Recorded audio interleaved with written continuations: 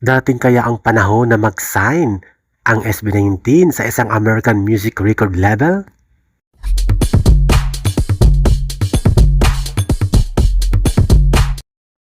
Hello 18! Welcome back to my channel. Thank you for clicking this video.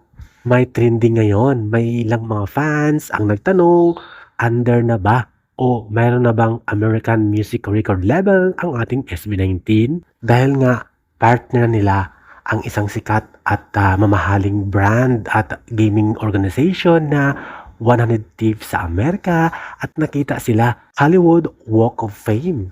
Mabigyan kaya sila ng American Music Record Label katulad na lamang ng Blackpink, BTS at Cat's Eye.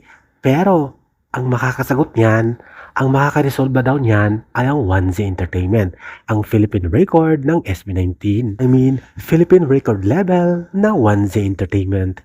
Dahil ayon sa Google, ang SB19 kahit hindi nagpirma sa isang American Music Record Label ay nakuha na nila ang UTA, United Talent Agency, na kung saan under at belong sa isang American Music Record Label sa Amerika. Siyempre, sa ngayon, walang kasunduan at walang agreement na i-give up pa 50% ng 1Z Entertainment ang pag-manage sa Mahalima at ibigay ito sa American Music Record Label. 50% ba ang ibibigay ng 1Z Entertainment or 75% para sa isang American Music Record Label?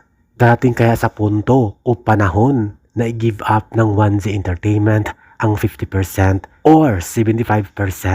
Yan po ang malaking tanong na dapat pag-isipan ng SB19 at 1Z Entertainment. Thank you for watching, guys. See you in the next video and update. Please like and subscribe to my channel. Keep watching. God bless everyone, and always remember, be yourself and be a good one.